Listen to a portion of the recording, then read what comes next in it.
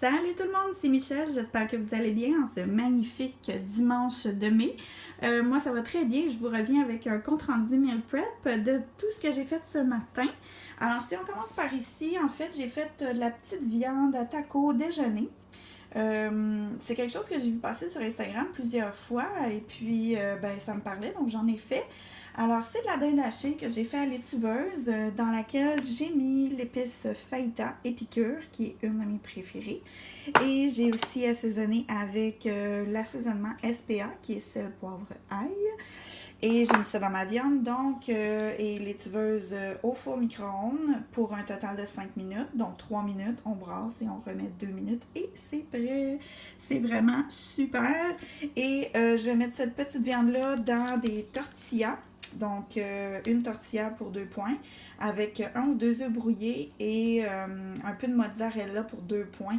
Donc, un beau déjeuner plein de protéines à 4 points. Ça devrait être vraiment délicieux. Je vous en reparle plus tard. Ensuite de ça, j'ai fait une salsa ici pour passer les tomates qui me restaient et qui commençaient à être fatiguées, on va se le dire. Donc, rien de mieux qu'une salsa pour passer des tomates fatiguées. Donc, salsa, oignon rouge, coriandre, jus de lime. Et j'avais un demi-poivron rouge aussi que j'en ai profité pour pitcher dedans. Et pour faire la meilleure salsa, j'utilise l'épice pico de Épicure, qui est l'épice à salsa douce à moyenne. Et je mets aussi un petit peu de poco picante, qui est l'épice à salsa moyenne à piquante. Et je trouve que c'est le parfait compromis. Donc voilà pour la salsa. Je pense pas l'utiliser avec des chips, là. Je pense plus l'utiliser en fait dans une recette. J'ai acheté des poitrines de poulet et j'ai vu une recette hyper simple passer. Donc on met les poitrines de poulet dans un Pyrex. On met la salsa par-dessus et un peu de mozzarella par-dessus. On met ça au four et ça semble, ma foi, délicieux. Donc c'est sûrement à ça que ma salsa va servir. Voici mes restants d'échalotes et de coriandre qui n'ont pas servi dans mes recettes. Donc, ça va toujours servir de façon improvisée tout au long de la semaine. Mais c'est ça, je vous les montre parce que des fois, le secret est simplement de les couper, les laver, les mettre dans des plats pour s'en servir. Des fois, c'est tout simple, hein, mais voilà. J'ai refait ici des petites pizzas portobello. Regardez, c'est sur des champignons portobello comme ça.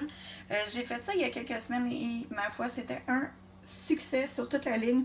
On a bien aimé ça, donc j'en ai fait 4. Ça va être nos lunchs demain midi. Donc j'utilise la sauce marinara. J'en avais fait une grosse batch il y a quelques semaines que j'avais congelée en portions d'une demi-tasse. Donc j'ai dégelé une seule portion pour faire 4 petites pizzas. Et j'ai saupoudré l'assaisonnement à pizza sur les petites pizzas pour relever le tout un peu. Donc ça c'est vraiment délicieux. J'ai mis pour 2 points de fromage mozzarella par pizza. Alors voilà. Ensuite ici j'ai fait une autre salade de haricots. C'est une recette que j'ai faite il y a quelques semaines aussi. Puis je l'ai vraiment aimée. La seule chose que j'ai fait c'est que j'ai ajouté des pois chiches. Donc ça pourra... être une salade repas au besoin. Je vais voir comment vont les lunchs cette semaine.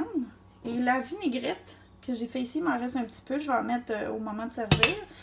C'est simplement une cuillère à soupe d'huile d'olive, 2 cuillères à soupe de sauce soya. Et dedans, je mets des petits piments forts comme ça. Et de l'ail rôti comme ça. Et le jus de lime. Alors voilà, et dans ma salade, il y a des pois chiches, des haricots rouges, des poivrons jaunes et rouges, des échalotes, du maïs et de la coriandre. Normalement, la recette demandait du persil, mais j'avais acheté un gros bouquet de coriandre. Alors j'en ai profité pour le passer là-dedans. Ensuite de ça, comme vous le savez, j'ai fait, comme toujours, là, mes petites collations. Alors, j'ai de la poitrine de dinde ici, un œuf et des fraises que j'ai pas lavé tout de suite parce que des fois, si c'est consommé en 2-3 jours, c'est pas pire, là, mais 4-5 jours, les fraises ils deviennent un peu moins belles. Donc, je vais les laver au fur et à mesure au bureau. Ici, c'est une nouveauté du nouveau catalogue Épicure, poulet et côte barbecue à la coréenne. J'y ai goûté sur du poulet.